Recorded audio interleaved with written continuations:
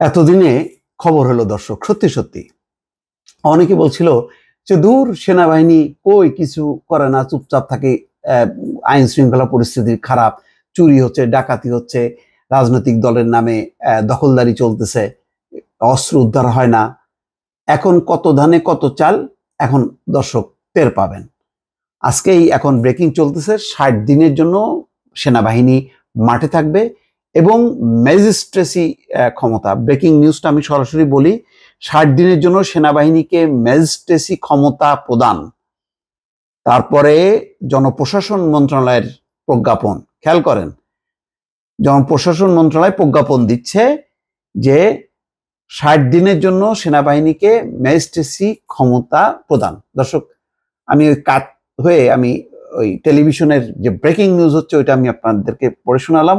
ইতিমধ্যে অনলাইন পত্রিকাতেও আসা শুরু করেছে। বিচারিক ক্ষমতা পেল সেনাবাহিনী এবং শুরুতে যে কথা বললাম কথা সেটাই, কত ধানে কত চাল এখন বোঝা যাবে।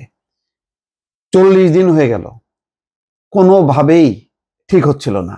আমাদের যা স্বভাব, আমাদের স্বভাবটা হলো এই, যখনই আমি দেখবো যে ভদ্র ওই সেনাবাহিনী ভদ্র আচরণ করতেছে, পুলিশ তো একদম ল্যাথারিজম হয়ে গেছে। পুলিশের তো ওই দুর্নীতি করতে করতে তার মেরুদণ্ড ভেঙে যাওয়ার পর এখন আর সে সোজাইতে পারতেছে না।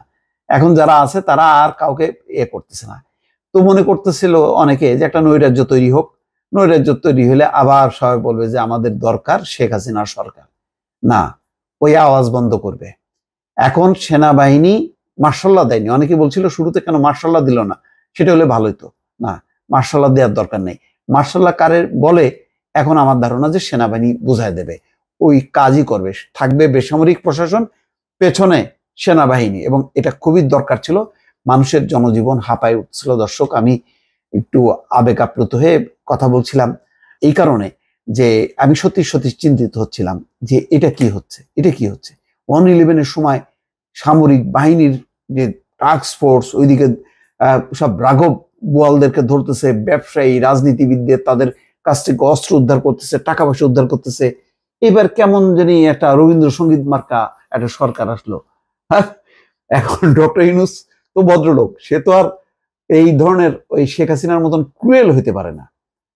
এখন ওই ভদ্রলোকের তো বাংলাদেশে দাম নাই। মনে করছিল ধুর ইউনূস সরকার এই সমস্ত কি সব 85 বছর 80-85 বছর বয়সের লোকদেরকে দিয়ে সরকার করছে, এইটা পারবে নাকি আর কয়েকদিন পরে শেষ।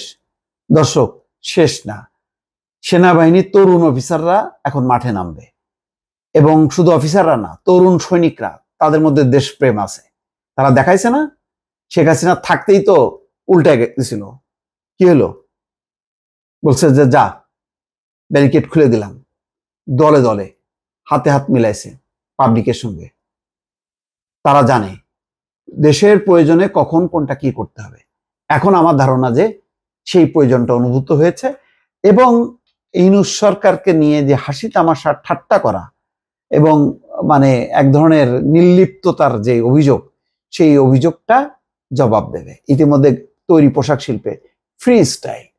আজকে মনে হলো কাজে যোগ দিলাম, কালকে মনে হলো কাজে যোগ দেবো না, চল যাই ভাঙচুর করে আসি।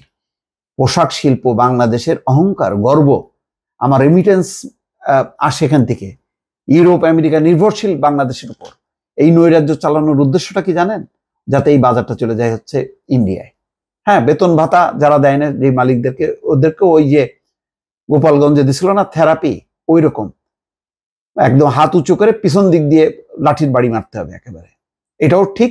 আবার পাওনা পাবা, তুমি কাজ করবা না, ওইটাও চলবে না, কাউকে ছাড়া হবে না। এইরকম একটা মনোভাব নিয়ে আমার ধারণা যে সেনাবাহিনী কাজ করবে, এবং ওই দখলদারি চাঁদাবাজি আইনের আশ্রয় না নিয়ে আইন নিজের হাতে তুলে নিয়ে ওই প্রতিপক্ষের দোকান দখল করা, জমি দখল করা, এর বাসায় হুমকি দেয়া, ওর মামলার মধ্যে ঢুকায় দেয়া, এই কাজগুলি যারা করছে খবর আছে তাদের। ইতিমধ্যেই দেখলাম যে যুব দলের একজন ধরা পড়ছে, কোন একটা এই খবরে দেখলাম। তো আমার কথা হলো কি ভাই, সেনাবাহিনী ইউনূস সরকারকে কাজ করতে দেন। তারা দল নিরপেক্ষ, তারা দলবাজি করার জন্য কিন্তু আসে নাই। তারা জাস্টিস প্রতিষ্ঠা করার জন্য আসছে, এবং সেই জাস্টিসটা প্রতিষ্ঠা হবে, করবে সাধারণ জনগণের সমর্থন নিয়ে। ছাত্ররা থাকবে, ছাত্ররাও একটু বেলাইনে চলে যাচ্ছিল। ওই থানায় যে তদবির করা, প্রশাসনে যে তদবির করা, সব তদবিরবাজি বন্ধ হবে। সেনাবাহিনী বাংলাদেশের প্রশিক্ষিত দল, যারা আন্তর্জাতিক পর্যায়ে সুনাম অর্জন করছে, সেই বাহিনী হচ্ছে সেনাবাহিনী।